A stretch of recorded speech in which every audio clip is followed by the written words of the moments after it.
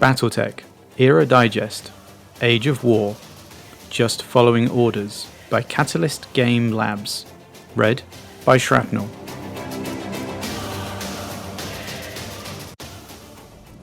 On approach to Tinterville, Capellan Confederation, 23 February 2412.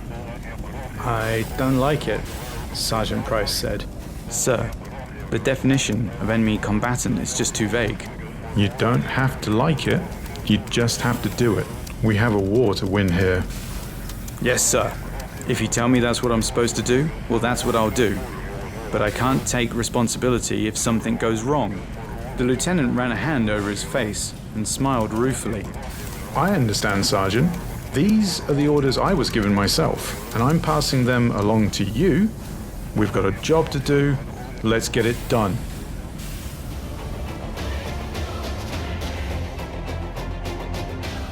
New Mittler, Tinterville. Capellan Confederation, 23 February 2412. The insertion was only lightly contested, which was a blessing. Unloading tanks from a dropship could be a trial at the best of times, but that only got worse under fire.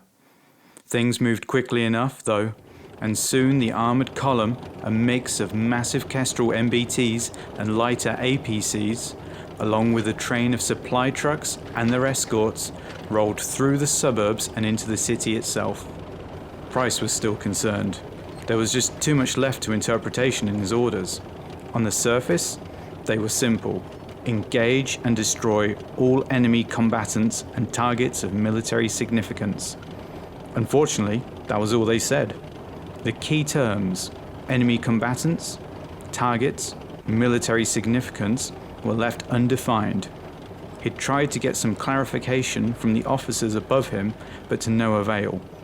Now, he just had to trust that they knew what they were doing. Contact left. The cry came from his radio operator on the other side of the tank's squat turret. Price squinted through his periscope-like sight. Yes, he could see a figure standing in a window, a rifle held low. A closer examination revealed civilian clothes, and the rifle, an old bolt-action hunting model. Just a worried citizen. He was just about to tell his crew to ignore the contact when the radio crackled to life. Green 5, why haven't you engaged the enemy? Price recognized the voice of his company commander. He touched the micro switch on his helmet to open communications and spoke evenly and precisely. Black 6, this is Green 5. Target is a civilian with light weaponry and poses no danger to this force. Over. He has a gun, doesn't he? Shoot him. The CO's voice was as dangerous as sharpened steel. Black 6, this is Green 5. Orders received. Will comply. Over. Sergeant Price was sweating openly now. He cursed his orders. He cursed his commanders. He cursed the man with the rifle. But he swung the turret to the left, elevated towards the window, and threw a 68-kilogram packet of death into the building. He didn't even realize that he had his eyes closed when he pulled the trigger. Black 6, this is Green 5. Target obscured. Over. Excellent work, Sergeant. This goes for everybody. You see something you don't like, you shoot it. Understood? A ragged chorus of assents filtered through Price's earbuds, and he realized that the channel had been company-wide the entire time. He felt sick. But what could he do? He had his orders. The column continued to roll down the street. It was perhaps 8 more kilometers to the city proper and its Cappy defenders. But the tanks fired on a regular basis now. Anything that could conceivably be a threat was met with fire. Sometimes just a burst from an automatic rifle or machine gun, but more often with a deafening blast from the main guns. The once pleasant avenue even became a war zone. With smoking rubble to either side, armoured vehicles broke formation to crush civilian cars beneath their broad tracks. Infantry fired from the top hatches of their APCs, mowing down anyone who broke from cover. Bodies littered the ground. None were in combat garb. Sergeant Price was still grappling with his inner demons when the tank ahead of his exploded. Oddly, This calmed him. The horrors lay behind the unit, and now they could be soldiers again. He twisted his controls, seeking a proper target. It didn't take him long. The Capellan, a wedge-shaped corvin, was rolling forward, the tip of its deadly laser muzzle still glowing. Price was calling his orders even as he swung his own turret in line. Driver, action right. The private responded instantly, but Price was already firing. The huge, rifled cannon on his Kestrel may have been obsolete compared to the Corvin's lightweight energy gun, but years of experience paid off. The 150mm armor-piercing round found the enemy's turret ring and cut through the lightly armored area, exploding within. Hatches blew open and smoke poured out. Sergeant Price was hunting for another target, barely noticed his radio operator cutting down the surviving Capellans with his machine gun as they tried to evacuate the crippled wreck. Now the battle was engaged. The entire force settled into a solid and impressive routine. The tanks blasted away their armoured opponents, breached barricades, and provided overwatch for the infantry. The ground pounders, now on foot, shielded the tank's vulnerable sides and cleared away Capellan infantry. The scale of the war just begun may have been epic, but the Free Worlds League militia was built around armoured cavalry and its centuries-old precepts. Even in the close quarters of a major city, they worked like a well-oiled machine. The force rolled on and on. Behind them lay dozens of scattered tanks and personnel carriers, and before them the enemy was running. Collateral damage has lessened during the long engagement. The Cappies seemed more willing to abandon a threatened structure than see it levelled around them. Sergeant Price didn't mind. He preferred a stand-up fight. Sergeant, we've got a problem. That was his radio operator again. Go ahead, Adams. What's up?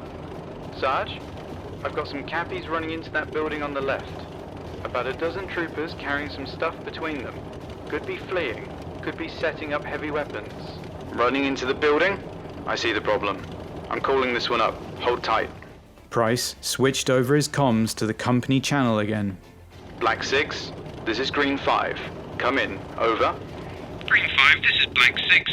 Go ahead, over. Black 6, we've got a potential ambush at my location. Please advise. Over. God damn it, Sergeant. Do I have to hold your hand? If you've got any questions, engage. Sir, Yes. Understood. Out. Sergeant Price shook his head and clicked back to the intercom. Looks like the old man wants us to take it down. Adams, be ready on your 50. Price sighted on the building. Something in the back of his mind was screaming for attention, but he fought it down as he scanned the target's many large windows.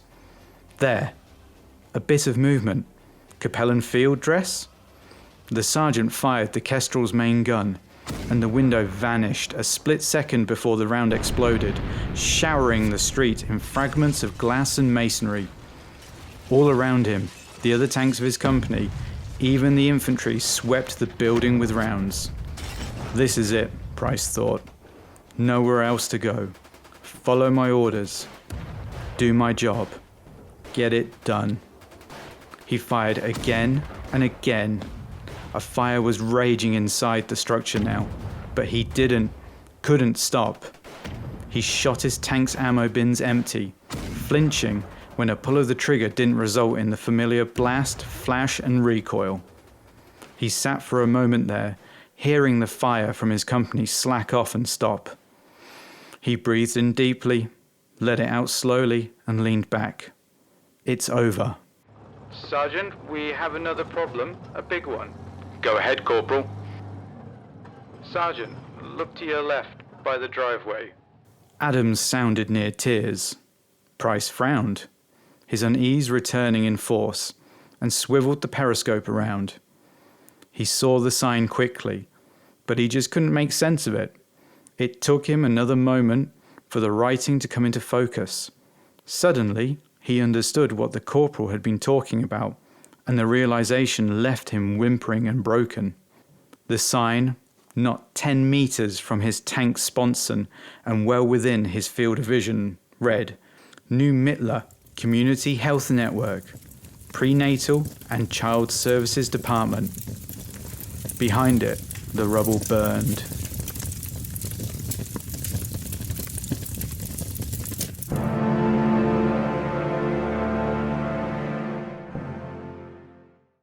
Well, hello everyone, and thank you for listening to my first ever stab at an audiobook hybrid dramatization thing. I really enjoyed making it. It's a crap ton more work than I thought it was going to be. It was originally just going to be a spoken word, and then I added in some fancy things, and it just got bigger and bigger. But I hope you enjoyed it. I enjoyed it. Just wanted to let you know that I've got a ton more BattleTech stuff planned to do.